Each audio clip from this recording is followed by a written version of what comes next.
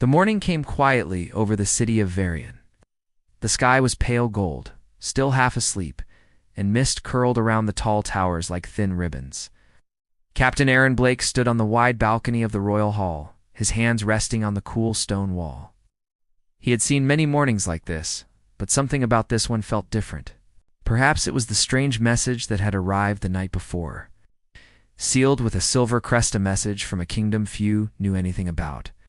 The letter claimed that a queen from the outer realms would arrive at sunrise. She wanted to speak of peace. No one believed it at first. Kingdoms had been at odds for years, and peace was a quiet dream, too fragile to hold. Still, orders were orders, and Aaron was a loyal captain. He had spent the night making sure the hall was ready for her arrival. His soldiers lined up, armor shining, banners cleaned and hung neatly from the high pillars. When the first light touched the great glass dome above, a messenger shouted from the watchtower. The queen's carriage was in sight. Aaron turned toward the main gates. Down the long marble road rolled a procession unlike any he had seen. Guards marched in rhythm, their steps shaking the flags along the walls. Behind them came the carriage, its surface smooth like polished steel, but glowing faintly with soft blue lines. The crowd that had gathered at the gates fell silent when the carriage stopped. The door opened slowly, and from inside stepped the queen.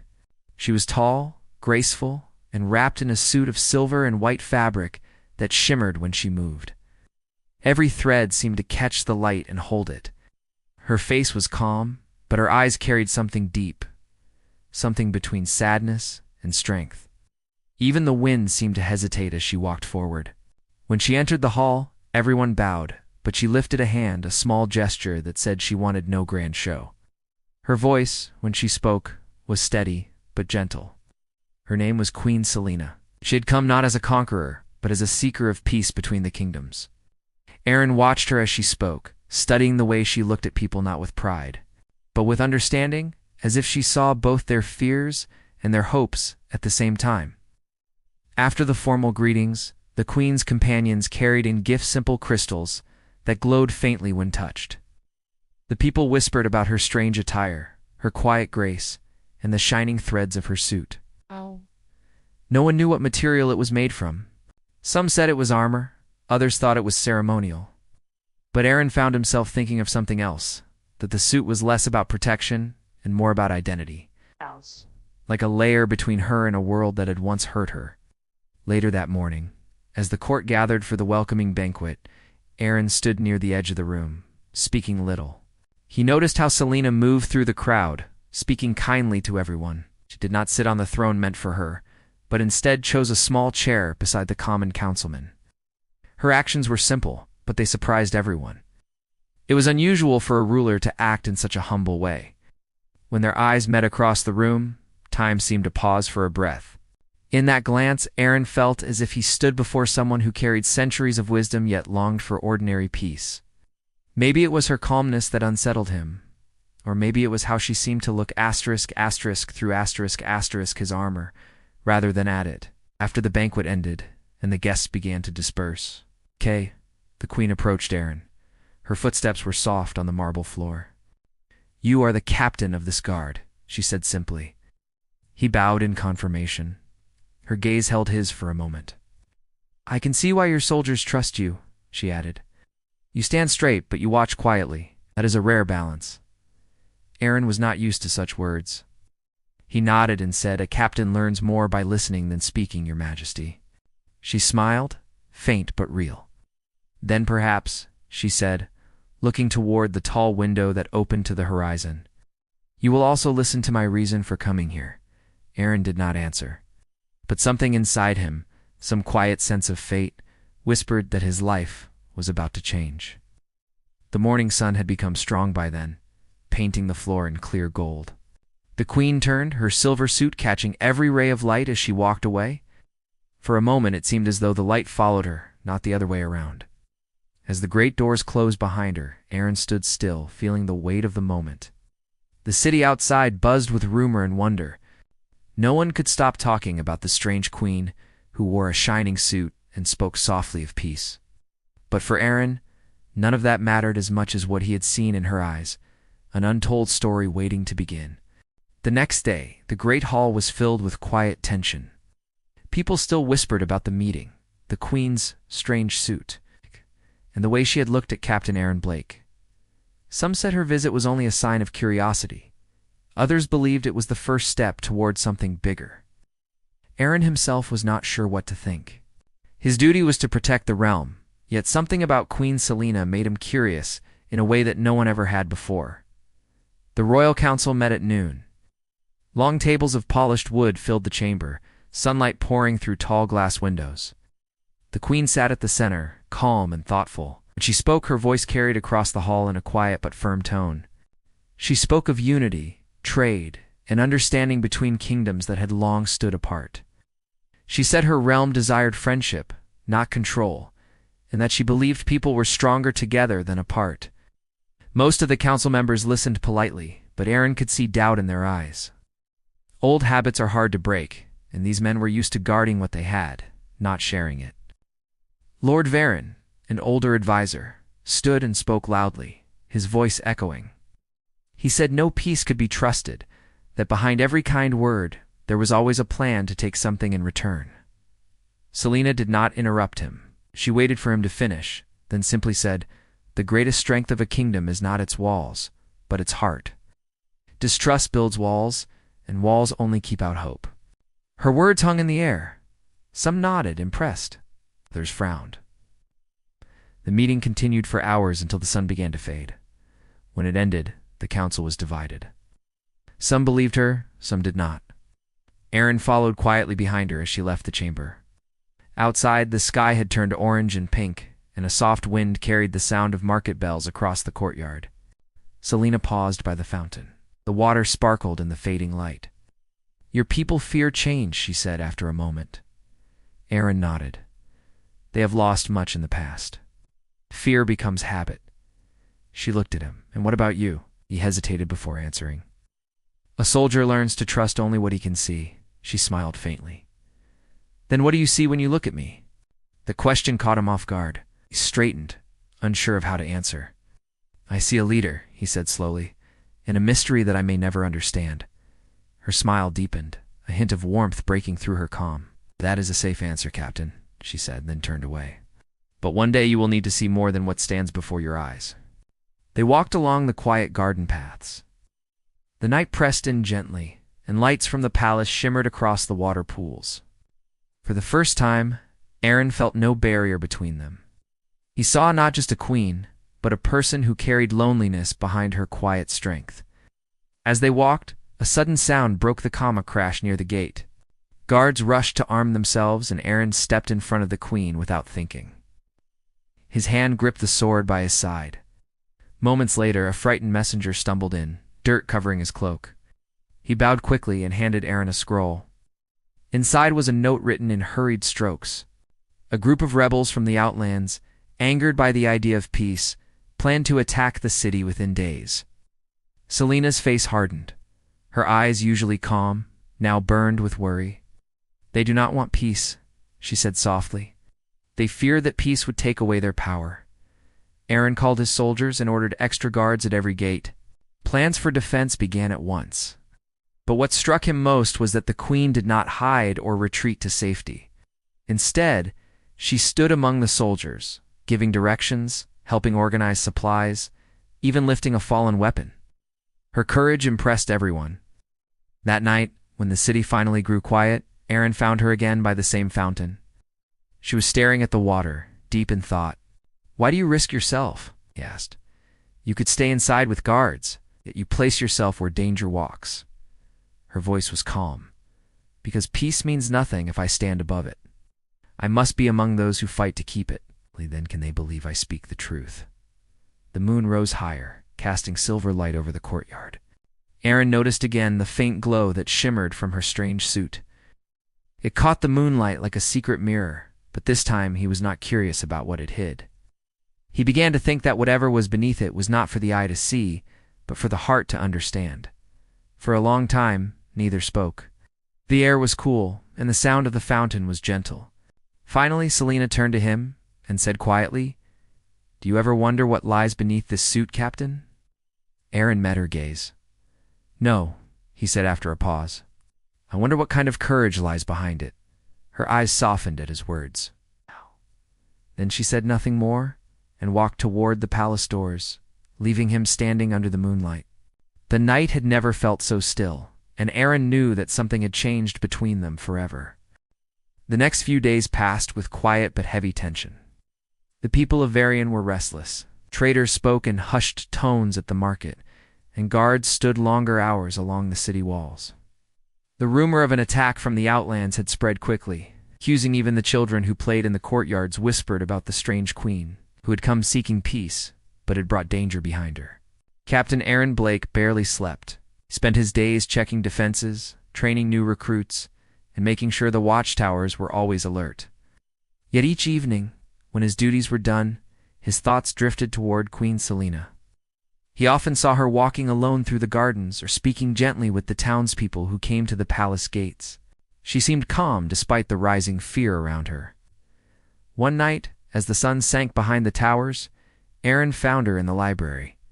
The room was large and filled with old books and maps. Candles flickered in the corners, and the warm light made the air feel soft and quiet. Selena sat near a long table, reading a weathered scroll. She looked up when he entered. You work too hard, Captain? She said with a small, knowing smile. So do you, he replied. The whole city watches your every move, yet you never seem tired. I am tired, she said, closing the scroll, but I cannot show it. A leader who looks weary gives others reason to doubt. Aaron nodded thoughtfully. Still, you do not need to carry it all alone. For a moment she said nothing, then stood and walked to the window. The moonlight touched her silver suit, turning it almost white. When I was a child, she said quietly, I was told that strength means silence, that a ruler should never show fear.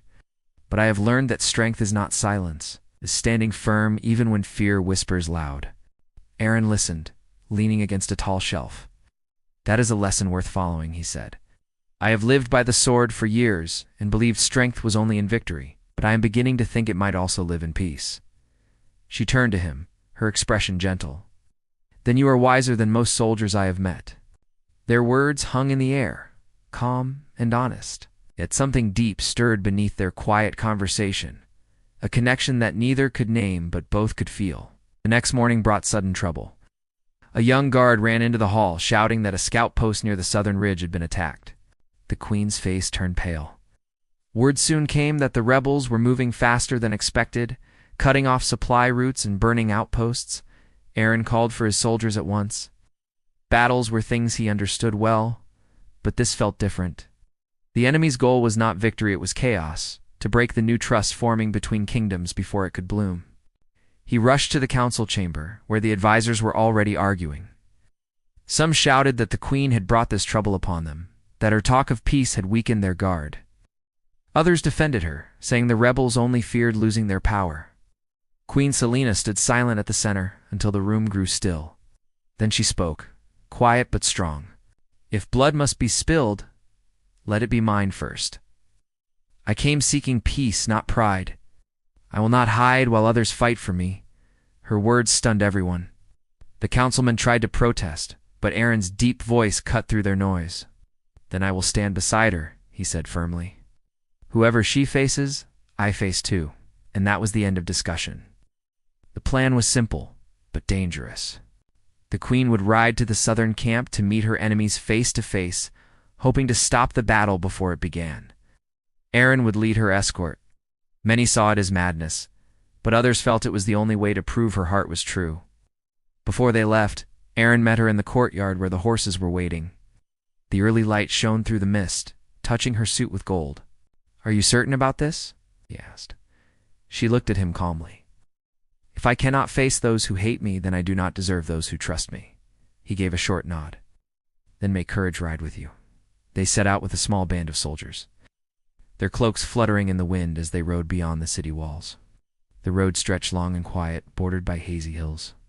The queen rode at the front, her posture proud and steady, her eyes fixed forward. Aaron followed close behind, his hand never far from his sword, but his thoughts far deeper than any weapon could reach. When they reached the ridge, smoke rose from the valley below. The rebels were camped there, scattered fires dotting the dark ground like angry stars. Selena dismounted and took a long breath. Aaron placed a hand on his sword. "Stay close to me," he warned. She shook her head. "If peace is to mean anything, I must step forward alone." He wanted to argue but stopped. Something in her eyes told him that this moment was hers to claim. He watched as she walked steadily toward the valley, her figure glowing faintly in the gray light, a single spark of hope stepping into danger. As the wind carried the smell of smoke and steel, Aaron knew he would never forget what he saw then, a queen walking without fear toward those who cursed her name, and a soldier realizing that sometimes the greatest act of bravery is not to fight but to believe. The valley below the ridge was quiet when Queen Selena began to walk down the rocky slope. Her silver suit caught the gray morning light. Captain Aaron Blake and his soldiers watched from behind, their hearts heavy with worry. Every step she took seemed to carry both danger and hope. The ground was cold and damp, the smell of burnt wood hanging in the air. Smoke drifted upward from the rebel camp, where scattered tents stood like broken teeth across the field. Aaron wanted to call her back, but he knew she would never turn away. He followed a few steps behind, his soldiers close at his side. The wind blew hard, carrying voices. Soon the rebels saw them. Shouts rose. Men ran, some with weapons drawn, others uncertain. At the center of the camp stood a tall figure in dark armor. His name was Darren Holt, leader of the rebels. He had once served in a royal army, but power had turned him bitter. He looked at Selena with cold eyes. "So the queen comes herself," he said loudly, stepping forward. "Is this your peace? To walk into a camp of those who hate you?" Selena stopped a few paces away from him. Her voice was even. "I come to speak, not to fight." Darren laughed harshly. "Words are weak shields, Queen. The world is not changed by talk, but by will. You would end our rule, break our power, leave us with nothing." Aaron's soldiers shifted uneasily, ready to act, but Selena raised her hand for calm. "Your power was built on fear," she said quietly. "I offer a chance to build on something stronger." "Stronger?" Darren mocked. "You offer peace because you are afraid to win." Aaron stepped forward, his voice steady. "Do not mistake mercy for fear." For a moment the valley held its breath. The two sides stared at each other, hands tight around weapons, eyes filled with doubt. The tension was thick as smoke.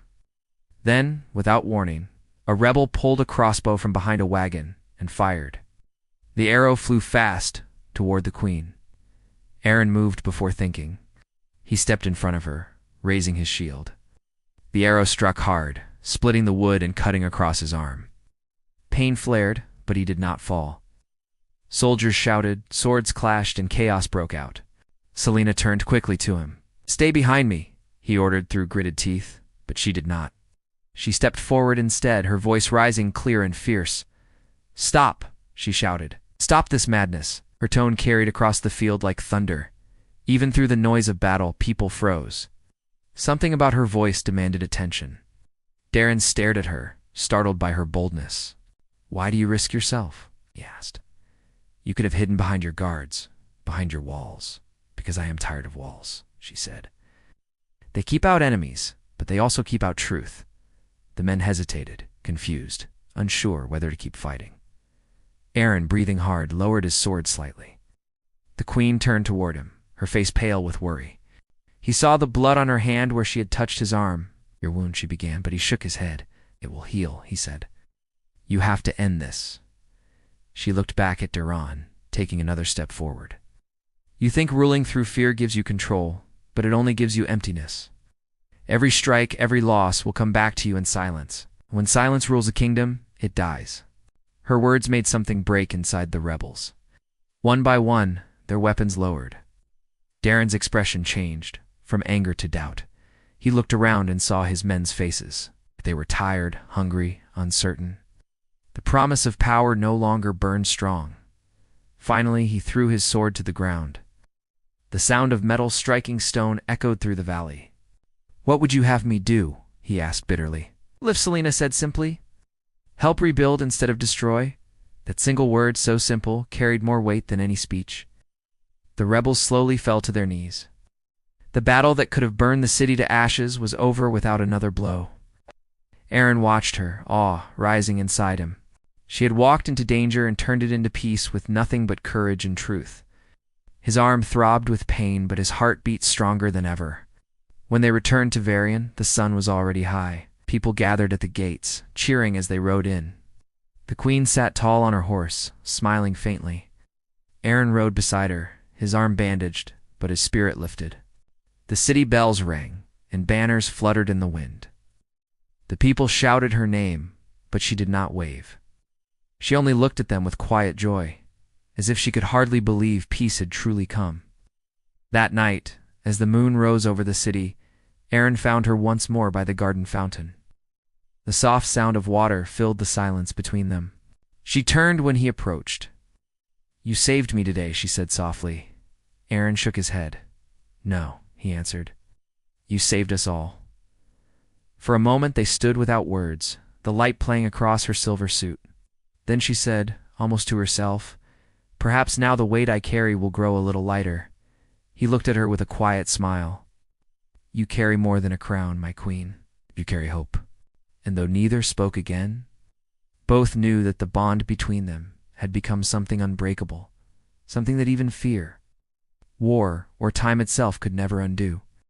The days after the valley peace were bright and full of new life. The smell of dust and smoke had left the air, and the city of Varian felt alive again.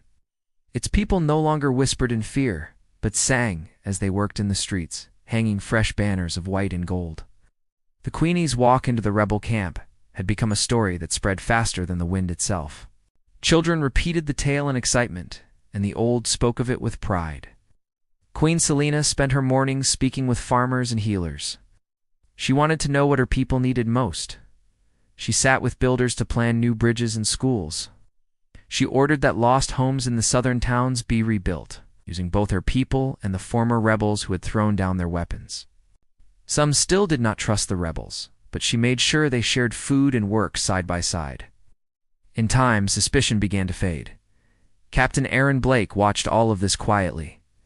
He never sought praise or glory, but everyone knew he had played a part in saving the peace. His wound had healed well, leaving only a thin scar across his arm. Yet inside, something else had changed. He no longer saw himself as only a soldier. Standing beside the Queen, he saw what courage could mean when it came from mercy instead of force. Late one afternoon, he found Selena seated on the palace balcony. The air was soft, and the light from the setting sun stretched across the rooftops in long golden lines. She was writing notes in a small book. When she saw him, she smiled. "How does the arm fare?" she asked gently. "Strong again," he said. "But I would rather not test how much stronger." Her laugh was quiet and easy. "I'm glad to hear it. Why, once I would like my captains to rest instead of bleed." He stepped closer, looking out at the peaceful city below. "You have changed this land," he said. "You faced hatred and turned it into something clean." "Many called that impossible." She put down the book. "It was not me alone," she replied. "I only spoke the truth. The people followed it because they were ready to believe again. You stood beside me when I walked into danger. It mattered more than words." The wind lifted a few strands of her hair, brushing them across her face. For a moment, her crown caught the light, but the look in her eyes was kind, human, not royal or distant. Aaron said slowly, "When we first met, I thought you were someone untouchable, someone wrapped in mystery. Now I see you differently. How do you see me now?" she asked with a little curiosity. "As a person who carries strength inside instead of around her," he answered. "And as someone who taught me what peace really means?" She lowered her gaze, then looked up again and said softly, "And you, Captain, have reminded me that courage has many faces." For a while they both stood watching the wind move the flags above the towers. Below, the city lights began to flicker one by one, tiny flames against the coming night. The smell of baked bread and flowers drifted through the air. It was the first evening in many months that felt truly calm. Later, a messenger came to the balcony. He bowed deeply and said that the leaders of the neighboring realms had sent letters of friendship. They wished to join new trade paths and share knowledge rather than weapons. Selena read the messages with quiet satisfaction. "It begins," she murmured. "A world where fear no longer leads." That night, a celebration filled the grand hall. People danced, laughed, and ate together. Musicians played joyful tunes, and for the first time in years, there was no toast to war, only to hope. The queen sat among the guests instead of above them. Aaron stood nearby, his armor gleaming in the warm candlelight, but he was not guarding her. It was part of the moment, free to smile. As the night drew on, she walked to him and said, "When dawn comes, walk with me to the gates." "There is something I must show you," he agreed, and when morning returned, he met her where the first light touched the road. Together they looked upon a great sight. New ships, built by both sides, were ready to leave the docks, their sails bright white against the rising sun. Packed with supplies and workers, they were heading across the sea to share learning and trade with other lands. Selena turned to him and said, "This is what lies beneath the suit you once wondered about. Not mystery or power, only this hope, faith, and the will to begin again." Aaron watched her face, lit softly by the golden light. "Then it was never the suit that mattered," he said. "It was the person who wore it." She smiled, her eyes shining like the morning sea. "And you saw that before anyone else did." They stood in silence as the ships began to sail. The sound of the waves joined with the cheering from the docks. Above them, the sun climbed higher, filling the sky with color. Queen Selena lifted her head slightly, breathing in the salt air and the sound of her people's joy. Aaron looked at her and thought that no crown or title could ever measure her worth. What she had done would live in every story told for generations. And though the world would change again, one truth would remain: that peace, once born from courage and gentleness, could never truly die. When they turned to walk back toward the city, the path behind them was bright with sunlight. The day had begun, and so had a new age.